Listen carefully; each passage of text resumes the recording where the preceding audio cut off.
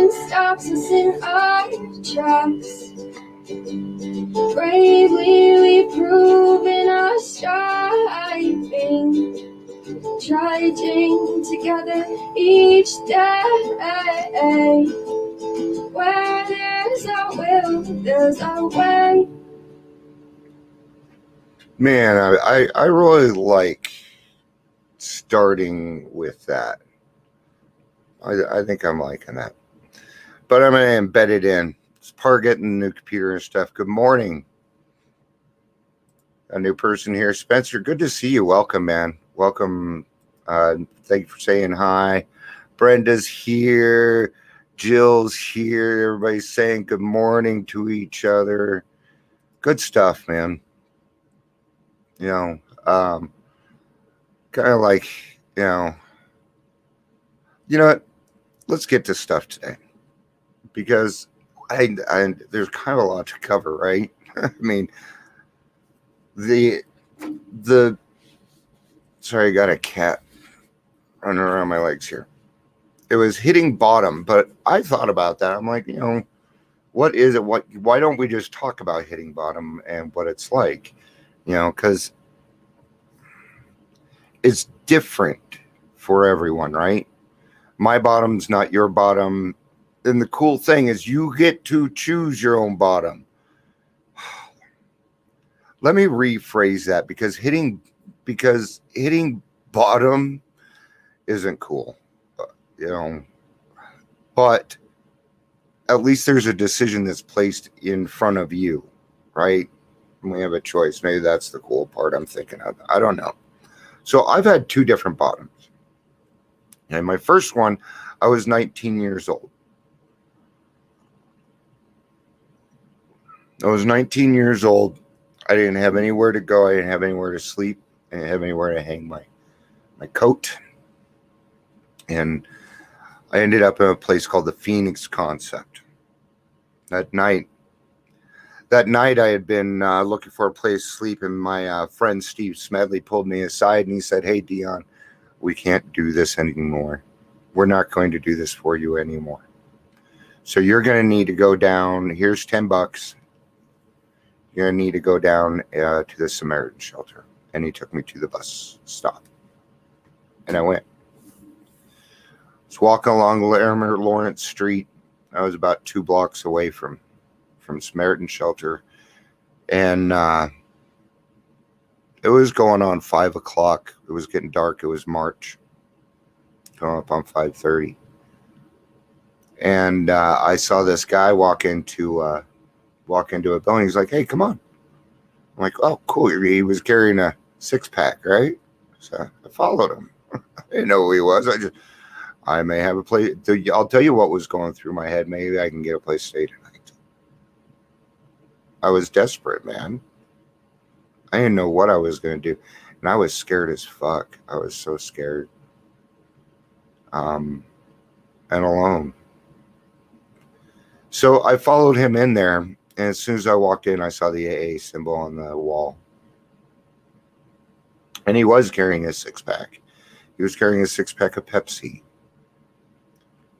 And I did find a place to sleep that night. In fact, I found a place to sleep for the next year.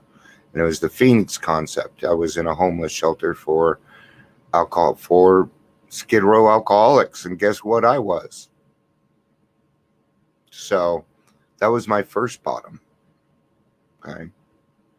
No DTs, no withdrawals, nothing. 45 years old. Now let's get to 45. Okay. And I had 12 years of sobriety before I relapsed. So 45.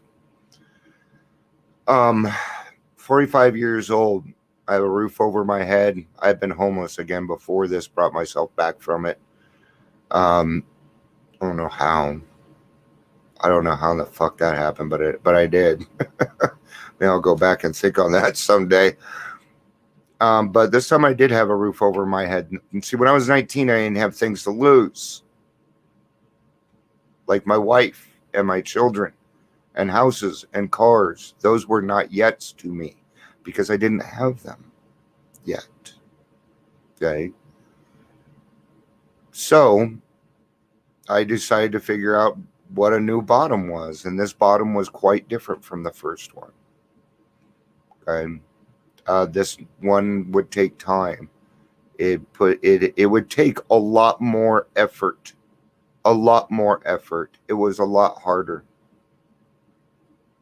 because I also, on top of everything, I had to deal with the alcohol leaving my body, and that was pure hell.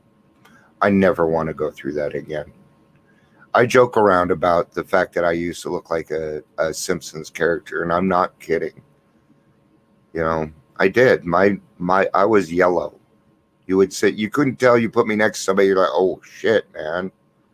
You know, I was bloated. You know, I wasn't this handsome young man before you today. I don't even do my hair, man. I'm shaved in weeks. I'm still working on No Shave November, man. I feel like we really missed it. So I just been lazy. But let's get to the reading. So that's one person with two different types of rock bottoms, right? Both times were my decision. God was asking me a question. Tiana, are you done? Are you done? Why all this insistence that every AA must hit rock bottom first? Because when we get sober, it has to have depth and weight to it. The answer is that few people will sincerely try to practice an AA program unless they have hit bottom. For it's got to be because, okay, the good times have to start outweighing the good times because you were having good times with alcohol, man. It changed your life. Okay, so in the beginning, convincing you that alcohol is bad is like trying to convince me that there's no God. For practice AA's remaining 11 step means the adoption of attitudes and actions that almost no alcoholic who is still drinking can dream of taking. 12 Steps and Traditions, page 24. Now, you would think that'd be step one. Except I pulled up 34. Okay, it's got to be step one. Okay. I'm like, why was it step 3? That's what weird. Because it's page 24, not 34. So I'm going to go, because it kind of repeats it. So I'm going to go a paragraph back.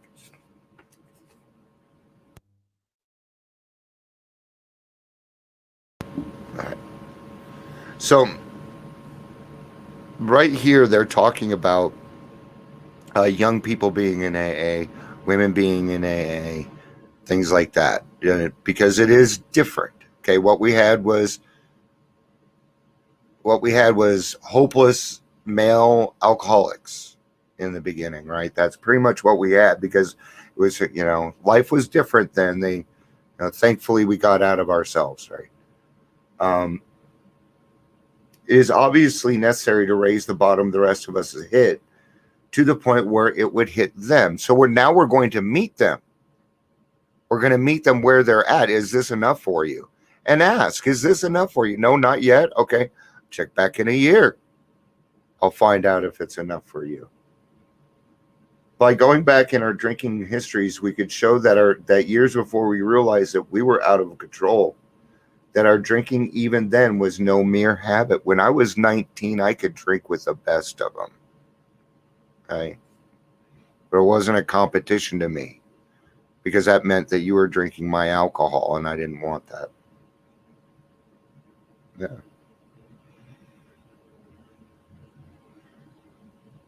So you could probably take a look back. I mean, I could take a look back. Heck, guys, they started locking my ass up when I was almost 15 years old. Okay, because my drinking had already gotten out of control at 14. Okay? I've been drinking for a little bit longer than they thought, though. Suckers. No. Yeah, right? Right? Talk about shooting yourself in the foot. We were out of control. That our drinking even then was no mere habit, that it was indeed the beginning of fatal progression. All right. I think it's a little bit more dangerous in the beginning when we start drinking because we're stupid. We're young and stupid. Okay. This is where a lot of DUIs happen. Imagine you're 19 years old and you take somebody else's life.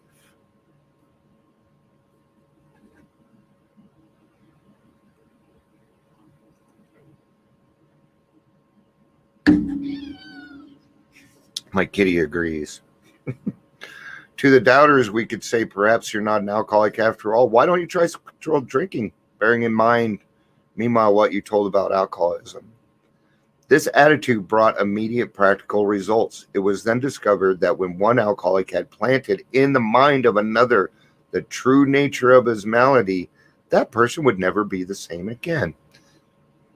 I call it ruining your drinking career. And if you speak with me, I will do everything I can to ruin it. I will. Even if it means pissing you off a little bit. I don't care if I piss you off. What are you going to do? Get mad at me? Oh, no. You being mad at me is worth your life to me. Sure is. Following every spree would it say to himself, maybe those AAers were right. After a few such experiences, often years before the onset of extreme difficulties. Morning, Sat Prem, and I hope I'm saying that right. Good morning. Maybe those AAers were right. After a few such experiences, often years before the onset of extreme difficulties, he would return to us, convinced he had hit bottom as truly as any of us. John Barleycorn himself had become our best advocate. That gives me fucking chills, man. All right. John Barleycorn being alcohol. That's a very, very old name for, in fact, that'd be kind of a fun name for a song. Mr. John Barleycorn tore my life apart because he's a dick. All right. I got some good sleep. You guys could tell, huh? All right. Why all this insistence that every AA must hit bottom first? The answer is that few people will sincerely try to practice the AA program unless they've hit a bottom. Oh, Mark R in the room. Oh, okay. All right, Mark.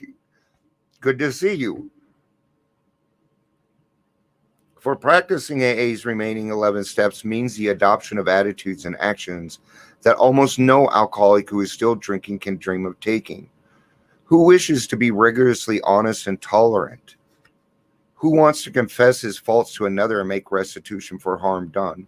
Who cares anything about a higher power, let alone meditation and prayer? Who wants to sacrifice time and energy in trying to carry AA's message to the next sufferer?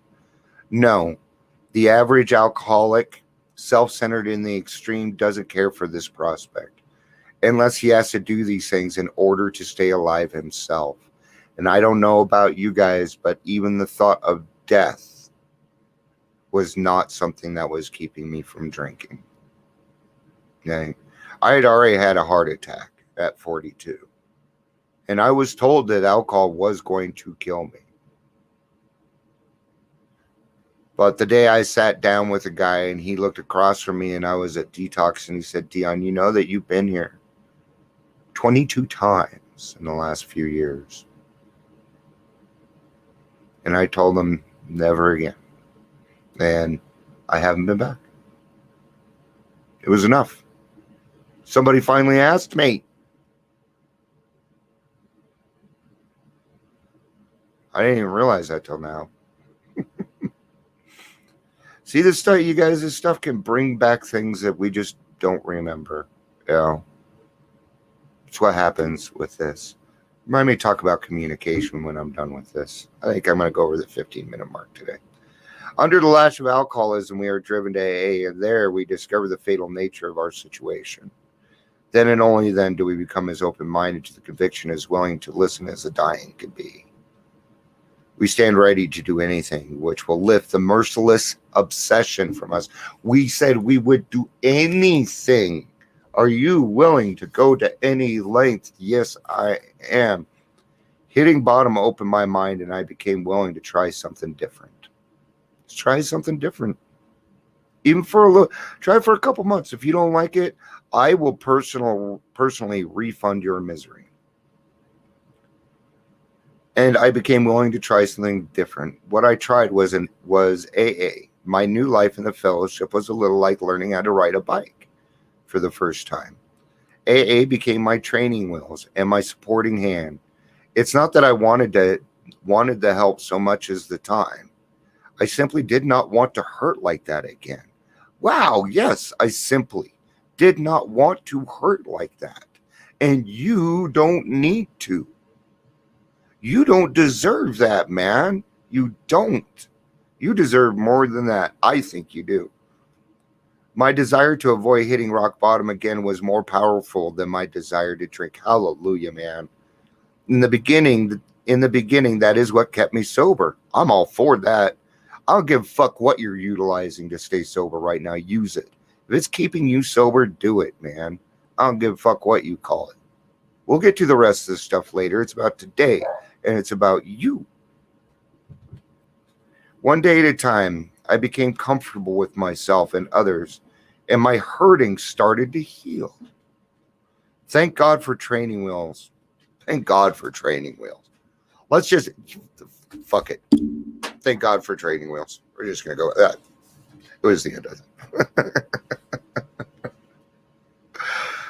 Hey, Kirk, it's good to see you, man. I've known Kirk forever, man. All right, we're going to talk about communication now. I'm going to wrap up. All right. So, communication, right? There's only one way to communicate. And that's this little yacky thing right here. All right. Where's my phone? It's over there. I leave it in the other room when I do this stuff. So because it's so easy. I mean, you'll hear your phone ding and it's just such a quick maneuver. Anyway, so our phones, our computers, text messaging, email, messaging, these are convenience. Okay. Some people are finding out that Twitter was not the way to go to let everybody know how you felt. And I'll tell you why, because it's not a form of communication. It is a convenience. The only time we are communicating is when this is running. Right? You ever had text message where people were like, well, I just don't understand. You get into a fight because people didn't understand an emotion through a text message? That ever happened to you before? So remember, yes, it may be easier to hide and maybe text and do things like that, but the real work is when you start running your mouth. Okay? If you go to meetings, speak. That's why you are there. My sponsor told me that. I'm like, yeah, but I only got like 2 weeks. And he's like, no, you're going to speak. And you're going to tell your experience, your strength, and hope. You're going to do it in 2 minutes, and then you're going to shut the fuck up. And that's what I do now. The timer, I never hit the 4-minute timer. It's probably because I get to come on here and run my mouth for however long. So, all right, guys, I'll be back Monday. I say I'll be back Monday, but we all know what'll happen tomorrow. I enjoy doing this. It's so much fun, man. So, all right, guys, have a great day. It's been a good week, man. What a great week. I got my grandkids. 2 of them, my little girls. I miss them. So, we're going to put on some videos. Maybe I'll air those. I love you guys. Peace out and have a day.